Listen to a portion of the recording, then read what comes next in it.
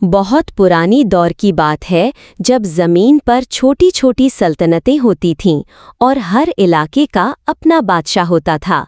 उन्हीं में से एक बहुत बड़ी और अमीर सल्तनत थी जिसका बादशाह शाह ज़रीन था। उसका महल शहर के बीचों बीच एक ऊंची पहाड़ी पर बना हुआ था जहां से पूरा शहर नजर आता था। महल की दीवारें सुनहरी नक्शो निगार से भरी होती थीं, छतों पर मोती जड़े होते थे और दरबार में हमेशा इत्र की खुशबू रहती थी। मगर इतनी शानो शौकत के बावजूद शाह ज़रीन का दिल तंग था। वो सिर्फ अपनी तारीफ सुनना पसंद करता था। उसे लोगों के मसाइल से कोई दिलचस्पी नहीं थी। अगर कोई गरीब इंसाफ के लिए आता तो बादशाह जल्द ही बोर हो जाता और सिपाहियों को इशारा करता कि उसे बाहर ले जाओ।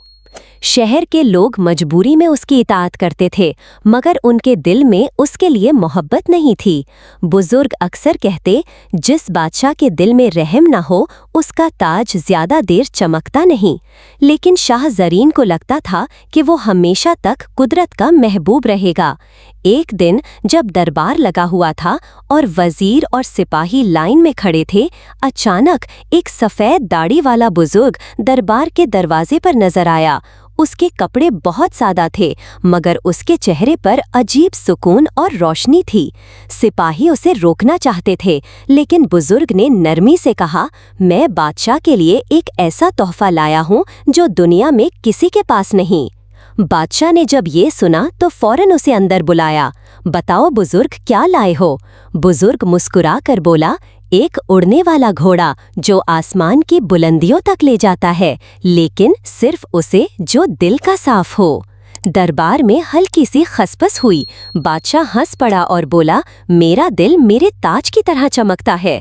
बुजुर्ग ने सिर्फ इतना कहा, कल सुबह मैदान में आ जाइए, हकीकत खुद समझ आ जाएगी। अगले दिन शहर का हर शख्स मैदान में जमा था। बच्चे, बुजुर्ग और औरतें सब उत्सुक थे। अचानक आसमान पर बादल हिलने लगे और उनमें से एक सफ़ेद घोड़ा नजर आया जिसके बड़े चमकदार पर थे। उसकी आंखें नीली रोशनी से चमक रही थीं। लोग हैरान रह गए। कुछ ने उसे फरिश्ता समझा, कुछ ने जादू।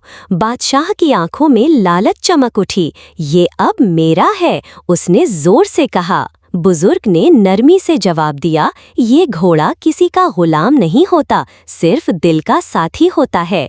मगर बादशाह ने बात पर तवज्जो ना दी और फौरन सवार होने की तैयारी कर ली। जब बादशाह घोड़े पर बैठा तो पहले सब कुछ खूबसूरत लगा। शहर छोटा होता गया, दरिया चांदी की लकीर बन गए और पहाड़ खिलौने जैसे लगने लगे। मगर कुछ देर बाद घोड़ा बेचैन होने लगा।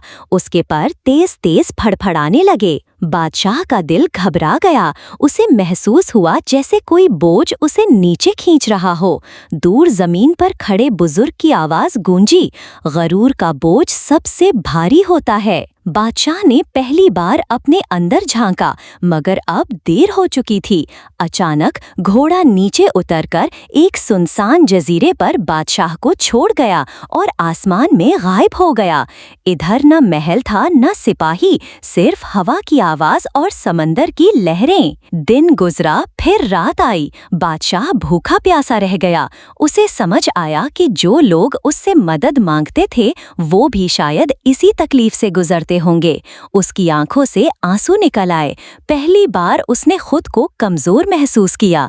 सुबह एक फकीर जैसा शख्स आया, वही बुजुर्ग। उसने पानी दिया और कहा, ताज सर पर होता है लेकिन बादशाहत दिल में होती है। बादशाह ने पूछा, क्या मैं वापस जा सकता हूँ? बुजुर्ग बोला, जब दिल साफ हो जाए रास्ता खुद बन जाता है। ये अल्फाज बादशाह के दिल पर गहरा असर कर गए।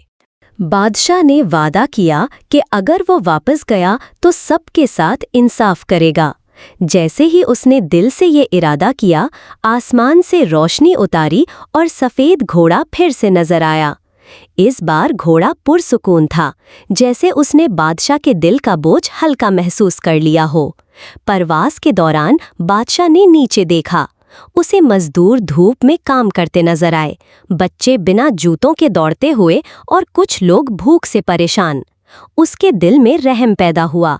उसे एहसास हुआ कि असल कुदरत लोगों की खुशी में होती है। महल वापस जाकर उसने हुक्म दिया कि खजाना गरीबों के लिए खोला जाए। स्कूल, शिफाखाने और पानी के कुएं बनवाए गए। लोगों को यकीन नहीं आ रहा था। धीरे धीरे शहर खुशहाल होने लगा और लोगों के चेहरों पर मुस्कुराहट वापस आ गई। कुछ अरसे बाद बुजुर्ग दोबारा आया। उसने कहा, अब तुम्हें घोड़े की जरूरत नहीं, तुम्हारा दिल ही तुम्हें बुलंदी पर ले गया है। बादशाह ने आसमान की तरफ देखा, जहां सफेद घोड़ा बादलों में उड़ रहा था। अब वो समझ चुका था, असल परवाज़ इंसान के अंदर होती है।